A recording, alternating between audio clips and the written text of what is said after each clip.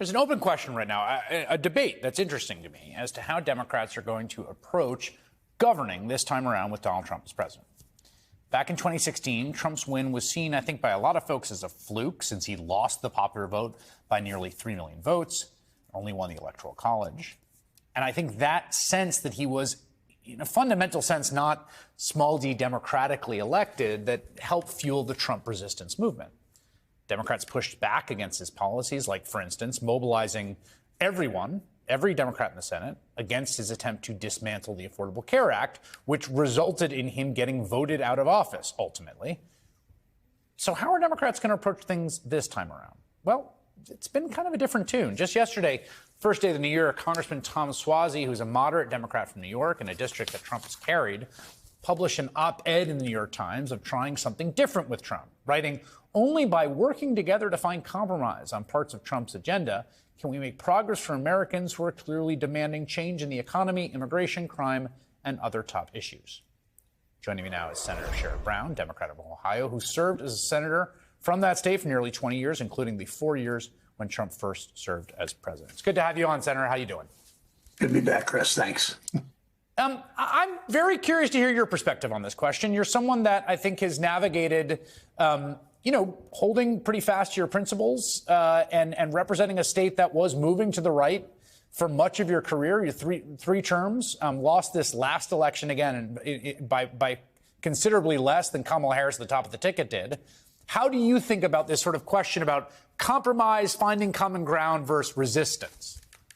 Well, my post-Senate mission is how do we make the Democrats the party of workers again? And we have drifted away from that. And I would argue that ever since NAFTA, and I still heard talk about NAFTA in Mahoning Valley in this campaign. That was the area where the drop was most precipitous from 10 years ago to now for Democrats. And, the Democrats, the worker, we've got to become the party of workers. And I think one of the places to start, I believe roughly a month ago in early December, Trump appointed judge in East Texas, struck down an overtime rule, which ultimately one judge making one decision, struck down at the behest of the Chamber of Commerce of the state of Texas. 4 million American workers will lose their overtime. Workers that are making 30, 35, 40,000 a year, told by management to work more than 40 hours, classified by management, by the company as management. They will have to work 10 or 15 extra hours with no overtime. Democrats ought to be leading the charge. I mean, we did that. The Biden administration did it. I pushed them for years. Obama kind of started it. But we need to make fights on behalf of workers. We have to show that we're for workers. It means, and I'm not giving advice to former colleagues, but it means, walking picket lines, helping with organizing drives, going to union halls, not just union workers, of course, workers across the board. And whether you work at a nursing home, whether you work at McDonald's, or whether you're a steel worker, or whether you're building Intel in Columbus or fixing a highway, all workers, and we've got to stand for them. And we don't look like that party anymore. We're too bicoastal, we're too corporate in the minds of far too many people across the country. Let's stay on this, because this is something I thought about a lot. I mean, I think it's fair to say that this administration, the Biden administration, was one of the most sort of labor-friendly and pro-worker, I think the most that I'd ever covered in my career. That NLRB that issued some of those overtime rules, issued a lot of pro-worker rulings, particularly on things like organizing and overtime. It didn't seem like anyone knew that. And I guess my question to you is, what is your theory for why that is? Having just campaigned around a state where there are people who maybe are cross-pressured in their politics, maybe they have visions of who the Democrats are and they're not like us, or they don't stand for us. Like, how do you understand how people know about whether Democrats or the Biden administration are fighting for them? Well, we need to be more aggressive. We need to do it right then. I was talking to a number of union activists, both during the campaign and after. And when we passed, we fixed the pensions of 100,000 union workers in Ohio, 1 million union workers across the country. President Biden's going to sign a bill tomorrow that I wrote with Senator Collins of Maine. This one was bipartisan, the other one wasn't. That will restore full Social Security benefits to 250,000 Ohioans, millions across the country. We need to talk about those things when we do them.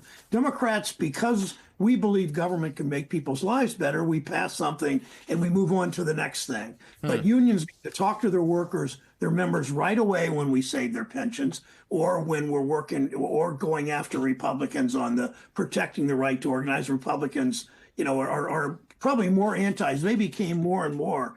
They like to talk about workers, and more they're the party of billionaires. Look at the cabinet, the proposed cabinet. Look at the people from whom President-elect President Trump gets his advice. They're more and more the billionaire party. So we need to point that out and point it out every day.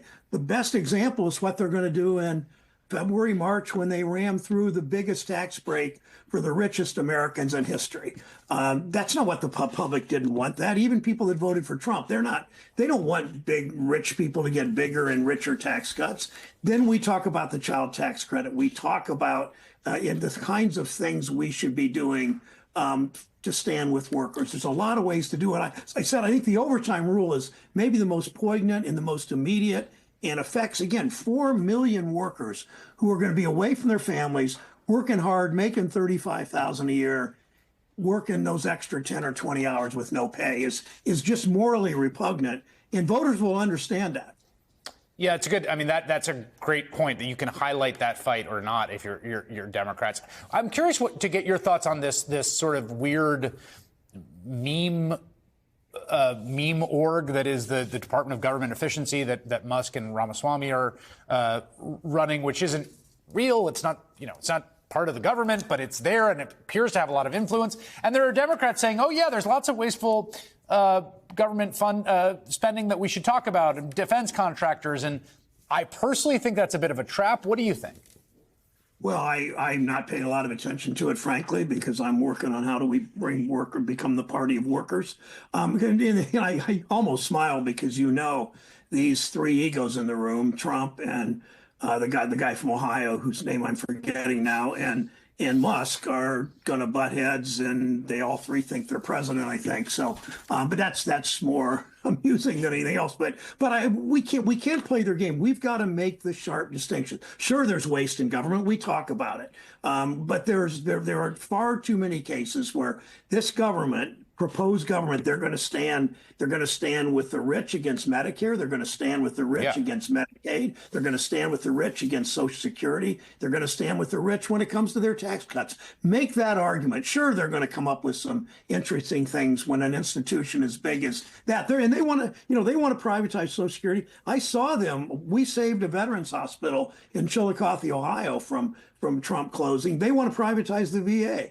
So they want to privatize prisons, Social Security, Medicare, and the VA, and we've got to make those arguments. This is more money in their pockets instead of standing with workers and fighting for those workers that work at those places and are delivering services to the public. Yeah, they're already making noises about how Social Security and Medicare and Medicaid are not off the table, and they're going to be considered. And if they're going to cut $2 trillion, and that seems to me like a disaster for them politically. But we'll see how that fight develops. One thing we need to make clear too, Chris, I know time's running out, is most voters don't see politics from left to right. They don't see who's liberal, who's conservative. They see whose side you on. Yeah. And we've got to wake up every day, those in office and those of us outside who once were in office and maybe in the future or whatever, but are just activists, the important part of our party. We've got to make sure that we make the distinction, who's on our side. And we make that on the tax bill. We make it on the overtime rule. We make it on trade agreements. We make it on consumer protections. We make it on the price of prescription drugs. We win when we do that. Senator Sherrod Brown, thank you very much for your time tonight, sir.